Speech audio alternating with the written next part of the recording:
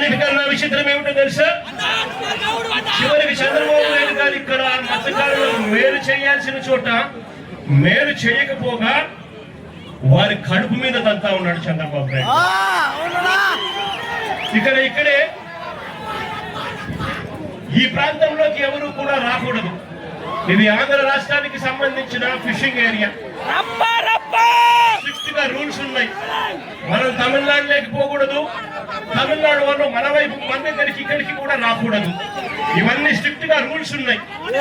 Rules ఉన్నా కూడా పక్కన తమిళనాడు నుంచి కరైకల్ ప్రాంతానికి చెందిన బోట్లు, మెకనైజ్డ్ బోట్లు మన ప్రాంతానికి ఇక్కడికి వచ్చి వాళ్ళు మెకనైజ్డ్ బోట్లతో ఇక్కడ మన మత్స్య సంపదనంతా కూడా తరలించుకొని పోతా ఉంటే మన వాళ్ళు కడుపు మండి, మన వాళ్ళు తినడానికి ఇబ్బంది పడే పరిస్థితుల్లో కడుపు మండి రాష్ట్ర ప్రభుత్వం పలకని పరిస్థితుల్లో ఆ బోట్లను మన మత్స్యకారుల దగ్గరుండి ఆ బోట్లను పట్టుకొని పోలీసులకు అప్పచెప్తే పోలీసులు ఆ బోట్ల మీద కేసులు కట్టి ఎఫ్ఐఆర్ చేసి ఆ బోట్లను సీజ్ చేస్తే ఆ సీజ్ చేసిన ఆ బోట్లను, ఆ ఎఫ్ఐఆర్ కట్టిన ఆ బోట్లను చివరికి మళ్ళీ ఏమైంది? ఇక్కడే ఇది ఫోన్ కాల్ డేటా.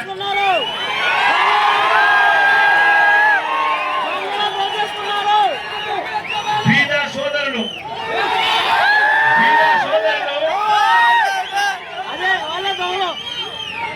సోదరులు ఆయన అనుచరుడు కొందూరు పోలిశెట్టి, అక్కడ బోటు యజమానులు అశోక్, వీళ్ళ మధ్య జరిగిన సంభాషణకు సంబంధించిన కాల్ డేటా, టెలిఫోన్ లో మాట్లాడిన కాల్ డేటా, కాల్ నెంబర్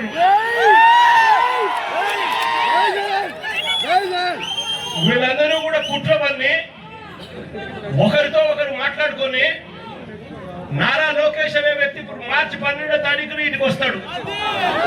మార్చి 16వ తారీఖున ఈ బోట్లు ఇక్కడ నుంచి పోతాయి. అంటే మత్స్యకారుల మీద కడుపు మీద కొట్టడం కోసం ఏకంగా ఇంతమంది దొంగలు, ఇంతమంది పెద్ద పెద్ద దొంగలు, ఒకరు ముఖ్యమంత్రి కొడుకు, ఒకడు ఎంపీ, ఇంకొకడు ఎమ్మెల్యే, ఇంతమంది కలిసి ఎవరిని తన్నేది? చిన్న చిన్న పేదవాళ్ళైనా మత్స్యకారులు తనడానికి, కడుపు మీద కొట్టడానికి ఇంతమంది ఏకమవుతారు. నేను అడుగుతా ఉన్నా, వాళ్ళ మధ్య జరిగిన టెలిఫోనిక్ ఫోన్ సంభాషణలు, కాల్ డేటాలు కూడా ఈ మాదిరిగా అందుబాటులో ఉంటే, ఈ డేటా అంతా కూడా కనిపిస్తా ఉంటే ఒక్కరినన్నా అరెస్ట్ చేశారని అడుగుతా ఉన్నాను.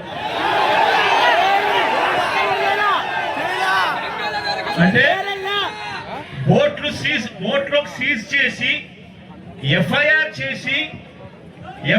చేసి సీజ్ చేసిన బోట్లను దగ్గరుండి అధికారంలో ఉన్న ఈ పెద్దలే వీళ్ళే దొంగతనం తీసుకొని పోతే వీళ్ళు చేసింది ఏమిటి అని అంటే కేవలం పోలీసులు కొంతమందిని ట్రాన్స్ఫర్ చేసినారు.